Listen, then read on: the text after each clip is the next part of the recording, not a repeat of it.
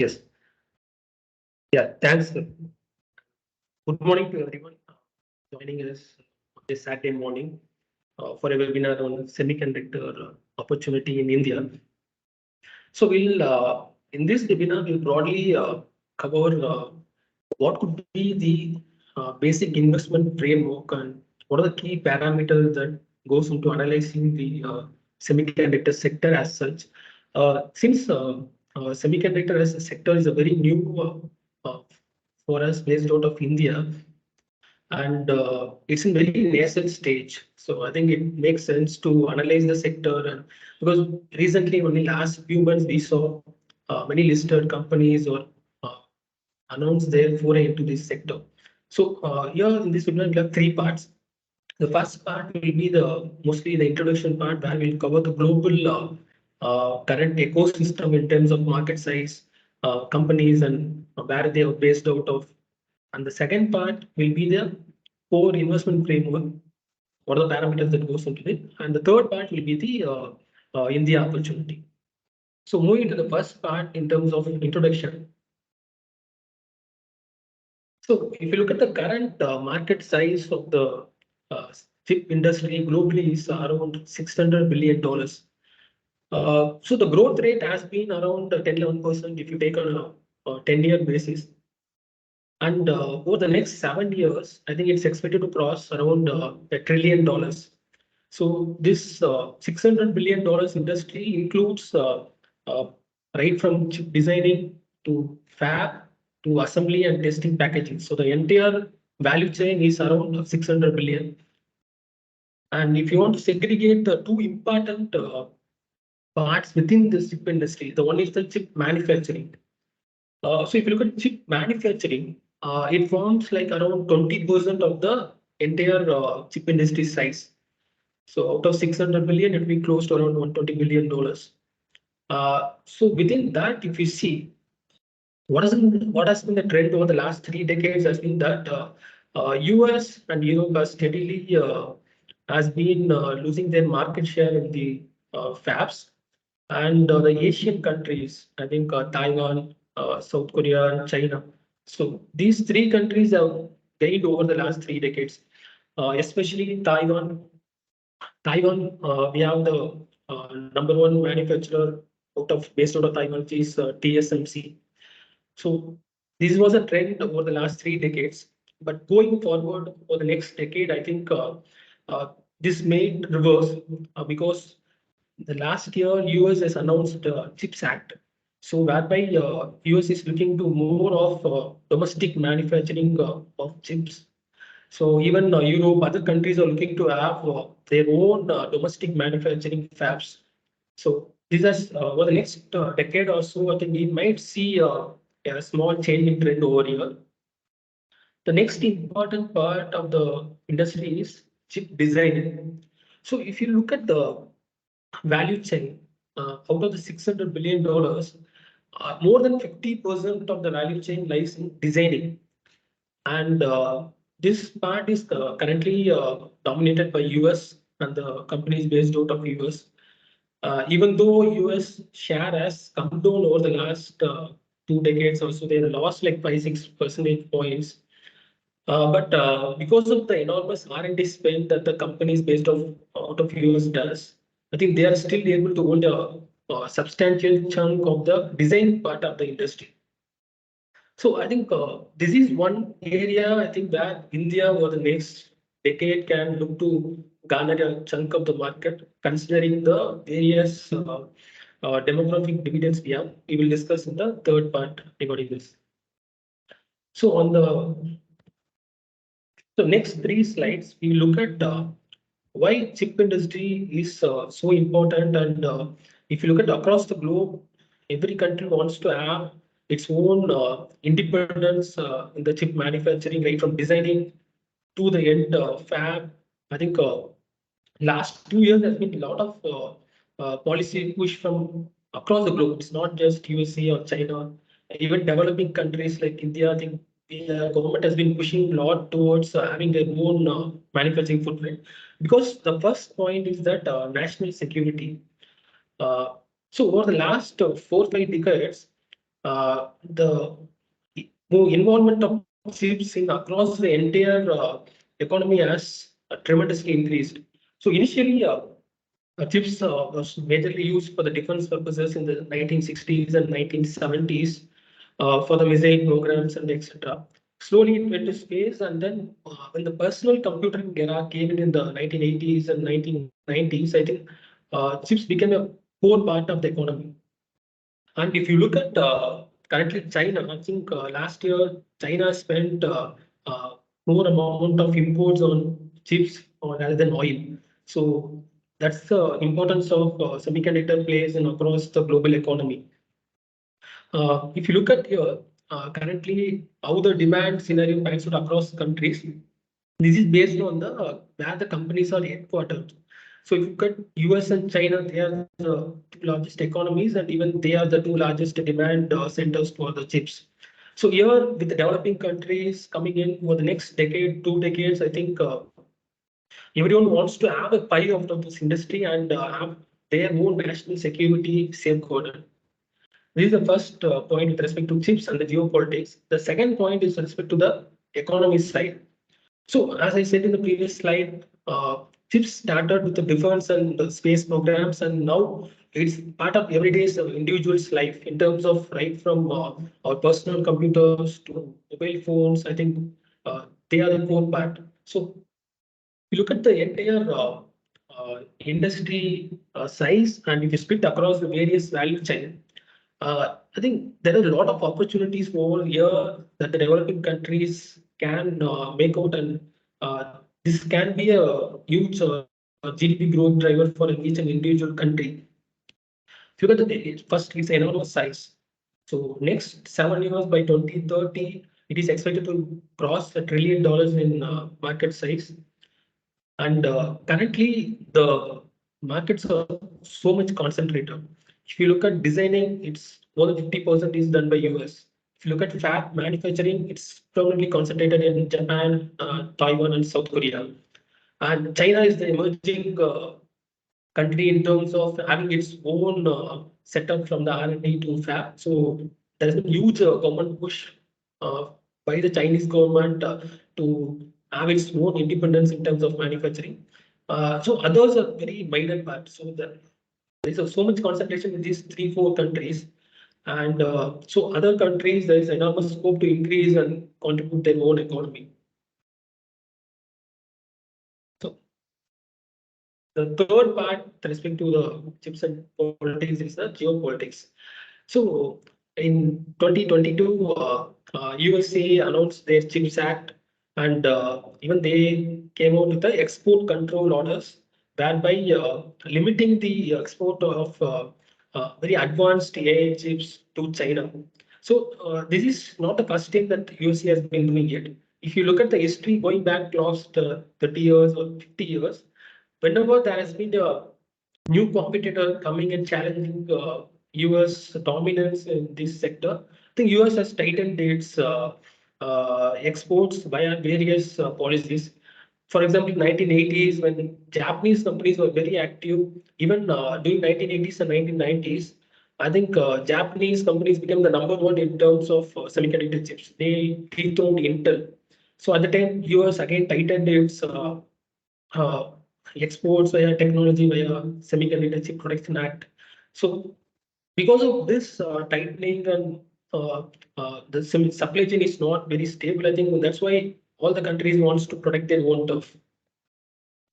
So these are the latest policy announcements that across the globe many countries have done. If you look at US, its CHIPS Act and FABS Act, close to around $50 billion of subsidies and incentives has been announced.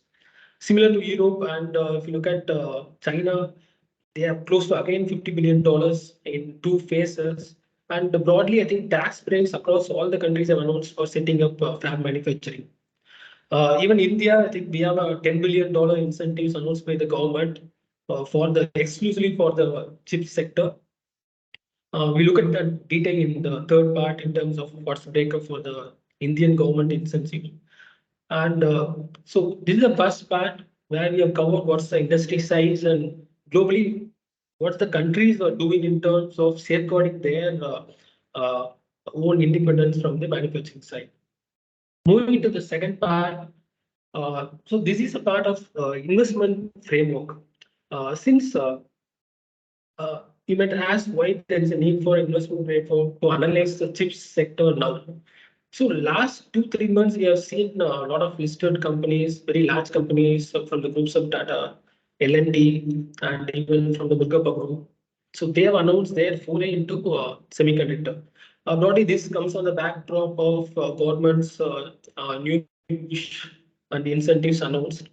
So this is a fairly new sector, and if you look at the business model in terms of supply side dynamics, in customer dynamics, it's completely different.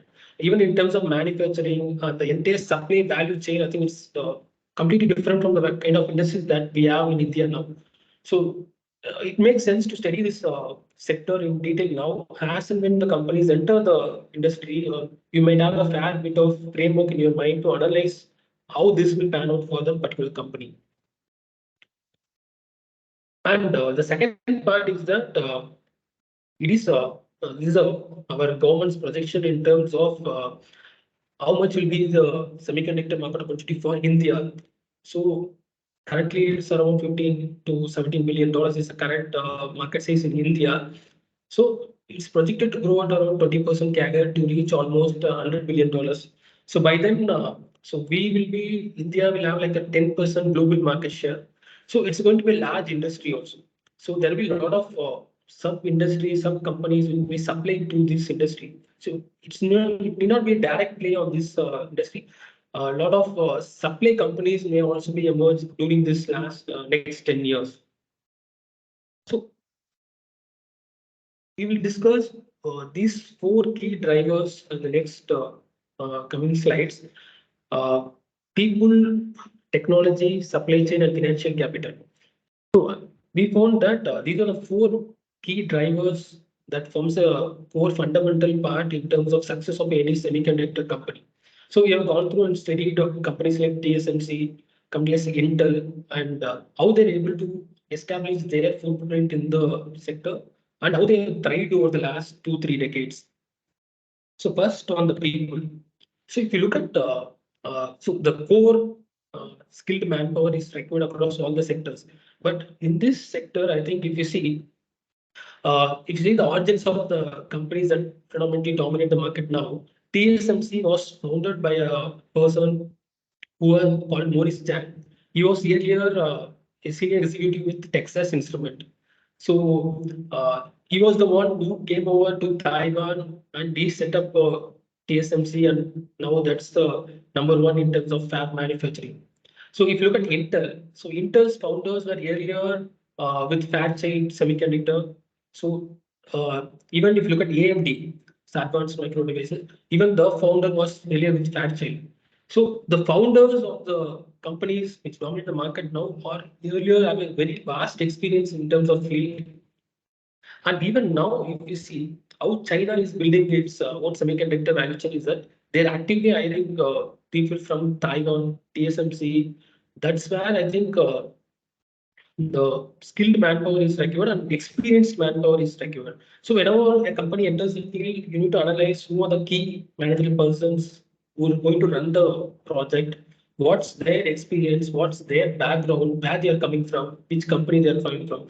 Because even within the chip industry, if a particular company is entering packaging business, we have to analyze whether the person has enough experience on the packaging side, or he has, if they're entering a design side, you have to see that whether he has enough experience on design side, because it's a very highly technical involvement is there. So that's how the people skill is very important. That's the first point in terms of framework. Second is in terms of tech and R&D.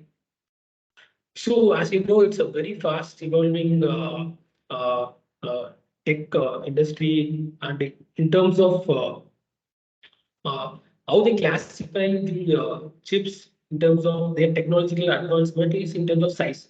So currently, any chips in the size of less than 10 nanometer is considered to be very advanced. These are the kind of chips that goes into building artificial intelligence, cloud computing, etc. Here, if you see, I think currently it's dominated by TSMC, and small part of it is from Samsung. Even Intel is currently lagging TSMC in terms of this highly advanced chips. And this is not going to start here.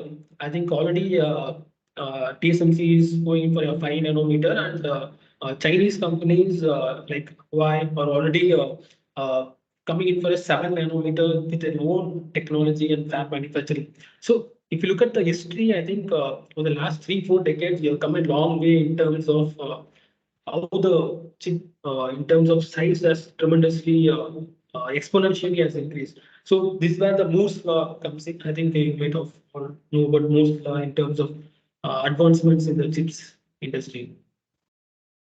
Second, uh, you might have seen in the first slide in terms of value chain, we saw that out of the $600 billion, more than 50% of the share is in the designing part, and it's entirely dominated by US.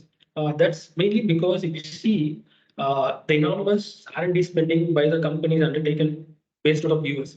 So close to around 18 to 20% of the new revenues are being spent towards R&D to maintain their lead in terms of technology. Uh, that's why I think it's like a flywheel. So high R&D spend every year, and it takes 5-10 years to establish the technology, and in turn they profit out of that. Because if you look at the margins in terms of chip designing, I think the gross margin is upwards of 60%. Even at the operating level, they do close to 30 to 40% kind of margins. So high R&D investments, they garner the bulk of the market, and then the high margins enable them to even reinvest the bulk of their cash flows to fund their next set of tech. So that's where the importance of R&D spending comes. So we have to see when a company is coming up for entering this field, we have to see whether which are the companies they are tying up with for the R&D. So, for example, now Micron is currently in the process of setting up their plant in Gujarat. So, Micron has a long history in terms of operating in this field. So, take a study the history of Micron. In the late 1990s, I think Japanese companies were predominantly doing price cutting and garnering market share globally. And Intel was also losing market share, but Micron was founded in that period, and the founders were able to thrive in spite of Japanese dominance. So that's the origin of Micron, and they have over 3 decades of experience. So this also forms the key part in terms of investment framework. And like I said, it's a ever-changing landscape. Miss 1990s, if you see, I think number one, number two, number three, all Japanese players. And if you look at previous to 1990s, it used to be Intel, and for a decade it was now Japanese, and then last 2 decades it's been even South Korea has with Samsung. I think they are also very came into the picture. And if you look at the current landscape in terms of companies, it's number one by Intel, and then you have a lot of US based companies and South Korea. So uh, that's how the current landscape stands. But over the next decade, I think that we may see 3-4 challenges coming up and challenging the likes of Intel. And but if you look at this and if you can compare it to a kind of industry that usually in India we have like FMCG or auto, I think mostly we have a stable kind of market structure. So if you want to analyze a company that is entering this field, you have to be on the go and research the company on a daily basis or a weekly basis in terms of how the technology is moving and whether the company is in turn uh, going along with the evolving tech. And the third part of the investment framework is the supply chain. Currently, if you look at the existing supply chain, uh, this is the graph that explains how a typical semiconductor chip gets manufactured. So initially, we know that first the designing part is done in US, and the design goes to a fab in Taiwan. And Taiwan actually they just do the manufacturing. The equipments for the manufacturing comes from European companies. Broadly, I think it's ASML. And for the ingredients like chemicals or gas, etc., I think it comes from Japan. And once the chip gets manufactured in Taiwan, it goes to Southeast Asia countries like Malaysia, where the assembly, testing, and packaging is done. So once the chip gets back, it goes to China for the end assembly into the manufacturing electronic products. So this is how the current ecosystem stands. And yes, so in terms of supply chain, the major risk is that it's broadly a very concentrated supply chain currently. So if you take in terms of fab manufacturing or designing, packaging, I think it's already mostly concentrated. So when we're analyzing a company, we have to deeply think about what are the supply chain risks that may come in. Who are the suppliers to the company? How much is the concentration of them? Even on the buying side, from the client's perspective, you have to see what the buyer concentration, etc. Yes. So currently, if you see in terms of supply concentration, some numbers, around 40% of the chips are from Taiwan. And even if you take equipments, I think this is one interesting segment within the chip industry. Again, it's very dominated by ASML, Dutch company, where the most advanced equipments that are being used in TSMC are completely from ASML. And so the concentration is upwards of 50% in any part of the value chain. This compared to the OPEC's 40% share in crude oil, I think this looks very high. So any investment framework, I think this should be a part in terms of analyzing the risk. And the third part, sorry, the fourth part with respect to the framework is the financial capital. Basically, across the value chain, I think this is a very capex intensive. If you look, these are capex figures. Just compared the cumulative BSE 500 companies capex over the last 6 years. And if you compare with TSMC, for example, in FY23, cumulatively BSE 500 companies, they done close to around 7 lakh crore of capex. TSMC alone has done close to 3 lakh crores. So such is the scale that the TSMC has built over the years. And it's not just TSMC, even if you take CapEx spends or R&D spends of Intel or AMD, I think it used to be very high compared to what we see in our domestic companies. And this is the global CapEx programs announced by the leading manufacturing companies. And close to $300 billion of investments are planned over the next decade or so. And here you can see that S12, TSMC, and Samsung are now planning to have their fabs in USA post the US government CHIPS Act. Even Europe, I think there are a couple of plans are coming up. This is the last and fourth part of our investment framework in terms of need for financial capital. So you've broadly covered the four key parts of financial capital. First, in terms of need for highly skilled people and experienced people, and second is the value chain in terms of supply chain, and third, the financial capital. So that's broadly we complete the second part. And the final is the what's the opportunity for Indian companies over here. So if you look at the current ecosystem, currently we have a fairly bit evolved ecosystems on the design side.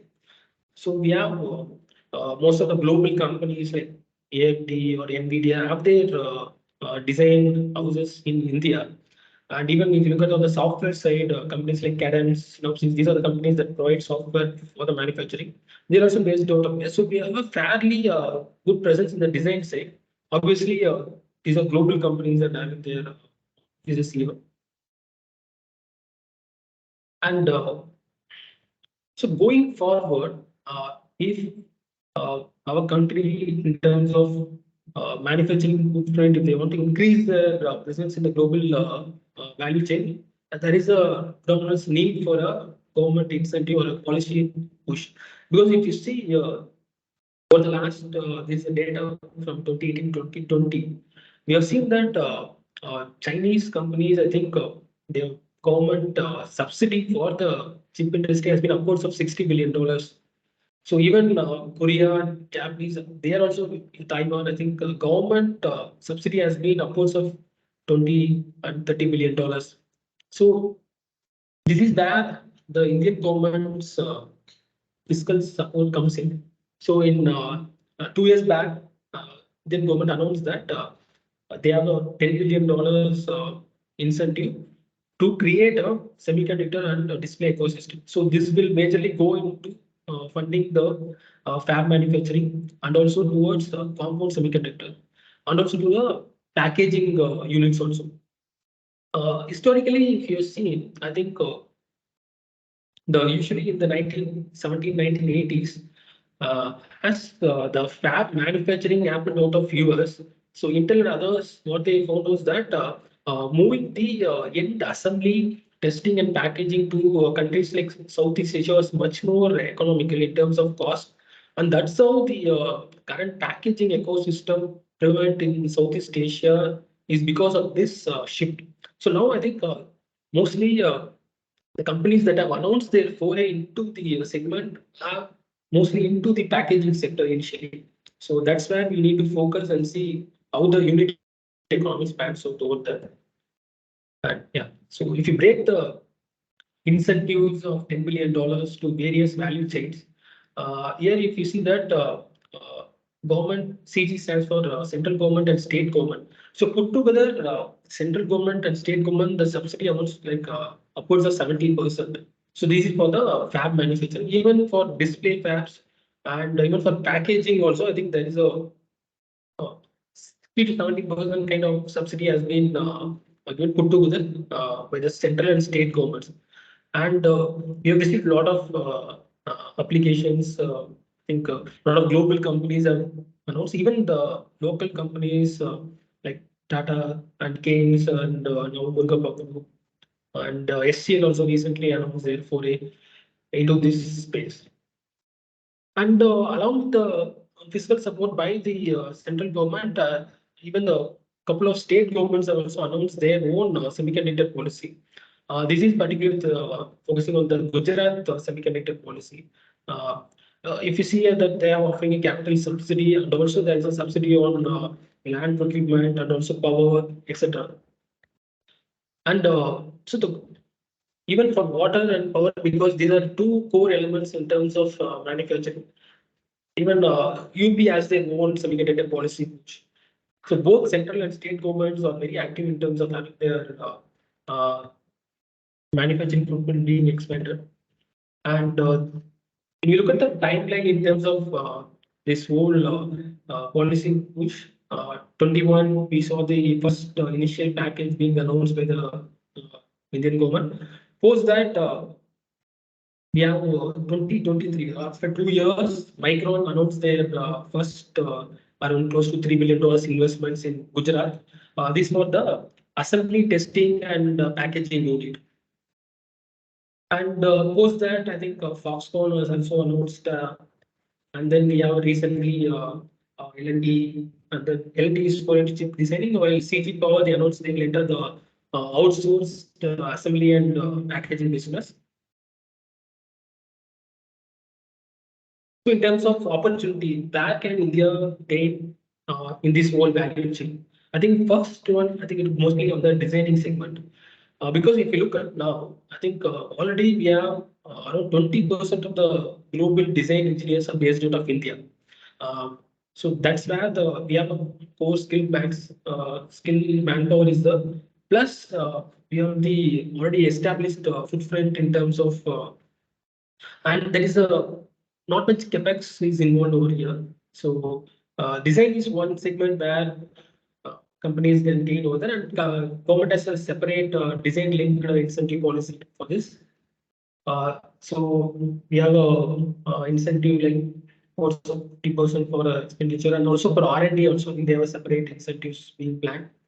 And the objective is here is that to create around 100 domestic companies which are corely focused on the chip designing. So that's subjective over here. And second, on the fab side, so this is like a very long-term oriented, I think, because each and a fab it requires multi-billion dollars of investments, and this is the second opportunity. But the third opportunity is the most interesting one is the outsourced assembly and testing and packaging thing. So currently, if you look at the global market, this assembly packaging forms around 7% of the industry. So take a overall industry size of around 51 lakh crores in Indian rupees. I think the this packaging is market is valued at around close to 4 lakh crores. So currently, this market is dominated by China and Taiwan. So China has around close to 35% market share, and Taiwan also around 30%. So this is where I think Indian companies can establish their footprint initially. And if you look at the unit economics of this business, they're pretty attractive in terms of right from the growth levels will be like in high, higher mid double digits, but the PAT margins of upwards of double digits and with ROE in just 20%. So this is on once they stabilize their operations over a 3-5 year period, I think this is the sustained margin that we can expect from this business. Yeah. Even here, I think, like mentioned before, there is a close to 70% incentive offered by the government. So if you look at the current Taiwan's packing and testing industry, there are close to around 40 odd companies are present over there. And so the growth rates fluctuates depending upon the established economic factors prevailing over globally. Even here, I think look at the as a percentage of revenue, look at the capital, the capex is around 20%. So it's a bit capex intensive, but R&D is only quite low, like 3-4% of the total sales. So it's not very R&D intensive, but it's capex intensive industry. And if you look at the P&L and operating metrics of the Taiwan-based packaging companies, the double-digit PAT margins at in the industry at a peak of the cycle, and even at the low end of the cycle, I think the PAT margins are like nearly close to double digits. So this is a quite attractive industry in terms of entering in the chip industry. So this could be an interesting area to watch out for among the chip players. Yeah, so that's it from my side in terms of the presentation. So broadly, we have covered the what's the current industry landscape, and then what are the key factors that goes into the framework, and where Indian companies can start entering this sector. So that's it from my side. And, thanks. If you have any questions, we can take now.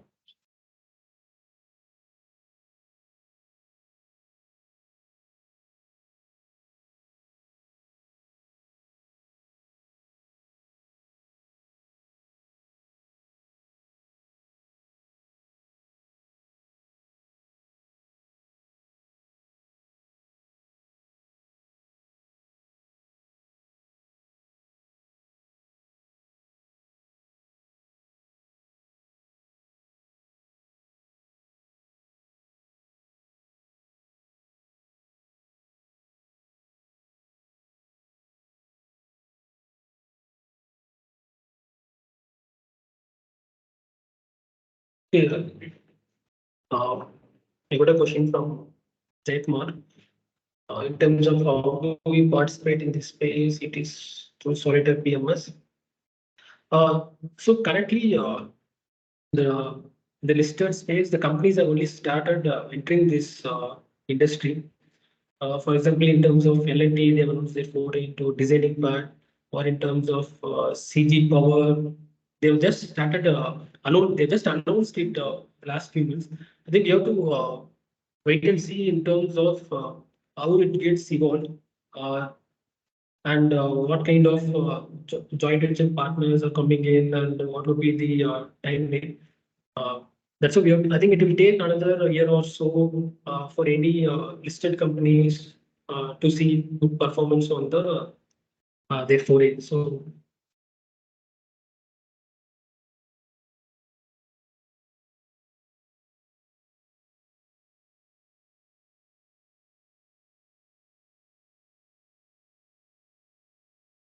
Yes, the recording will be available later. Yeah.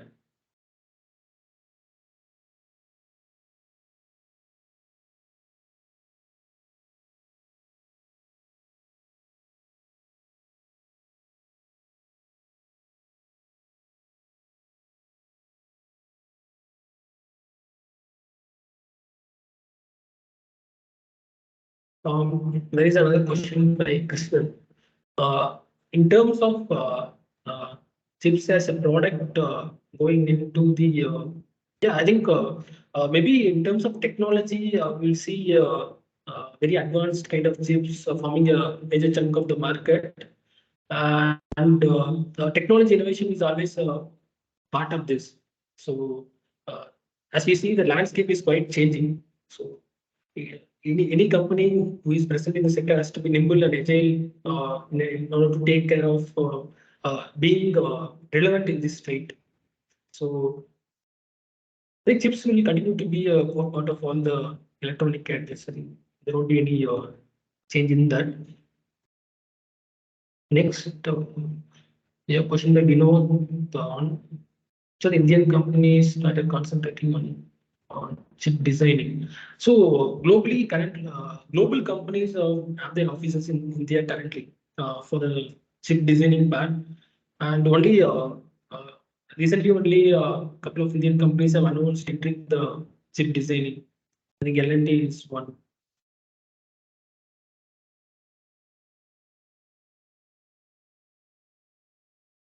Uh, there's a question by Raghuram on. Yes, sir. I think currently there are no fab manufacturing based out of India. So currently most of the chips are imported.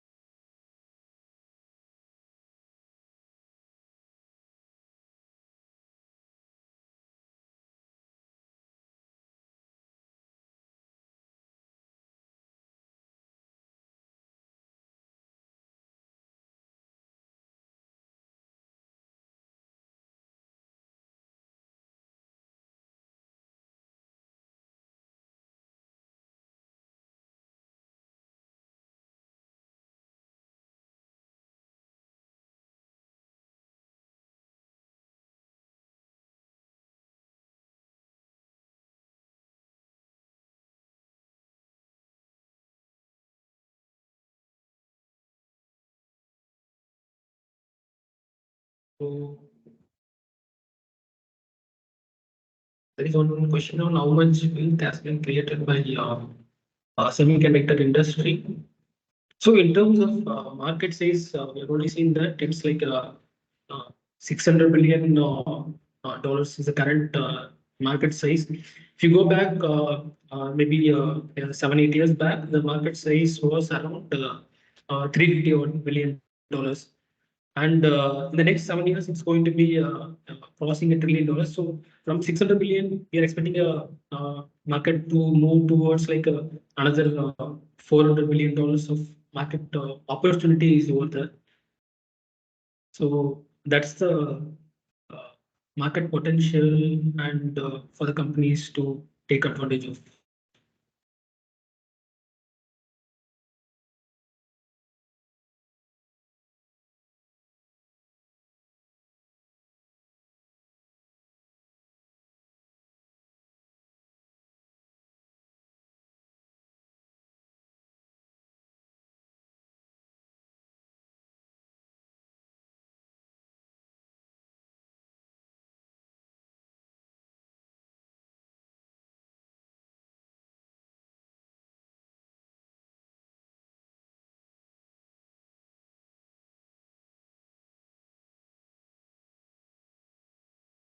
So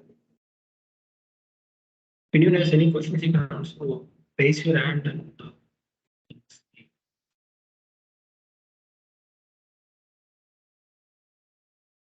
Yeah, there is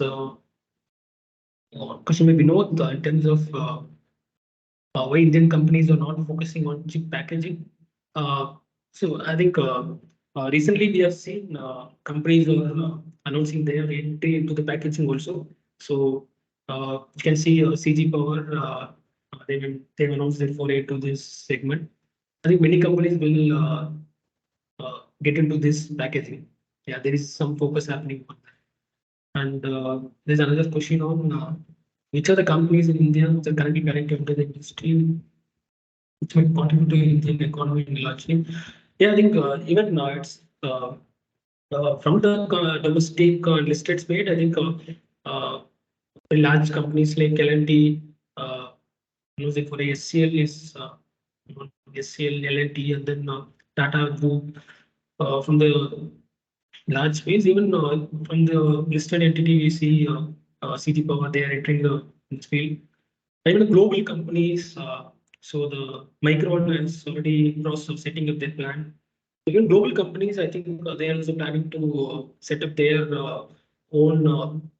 It can. I think it will start with the packaging units. So there is a good export opportunity. So the $100 billion market opportunity for India, I think that will include a fair bit of exports happening out of India.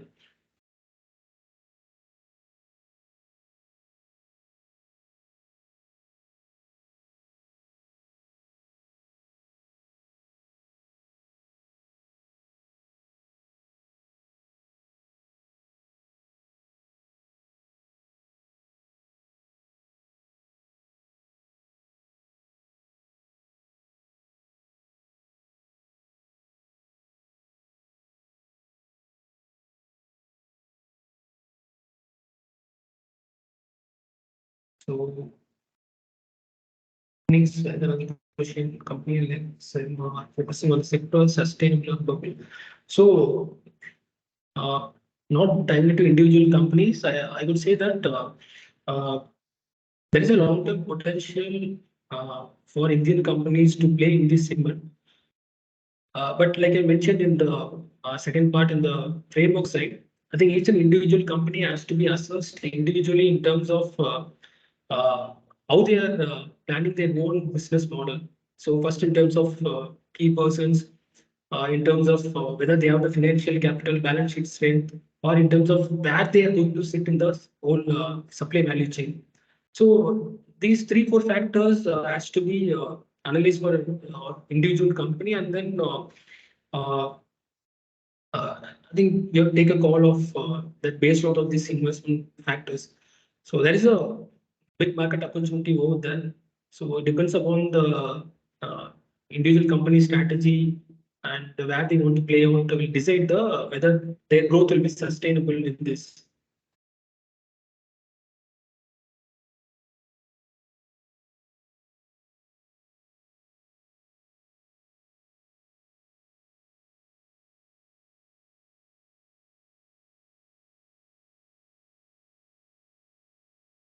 So globally, there's another question, Silver, in terms of listed global companies in the listed space. So globally, more I think the top uh, 10 companies in the semiconductor space are all mostly listed. So like Intel, TSMC, uh, or even AMD, and even the equipment suppliers like ASML and even NVIDIA. I think all the current established companies are listed.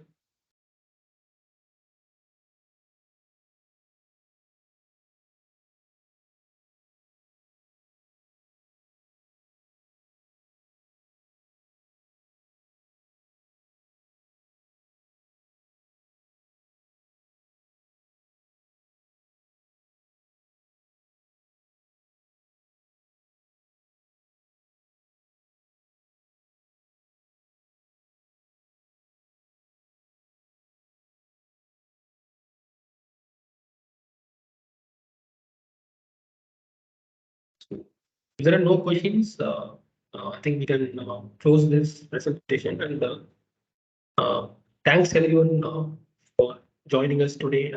for this webinar. Thanks for giving us your time. Yeah, thank you.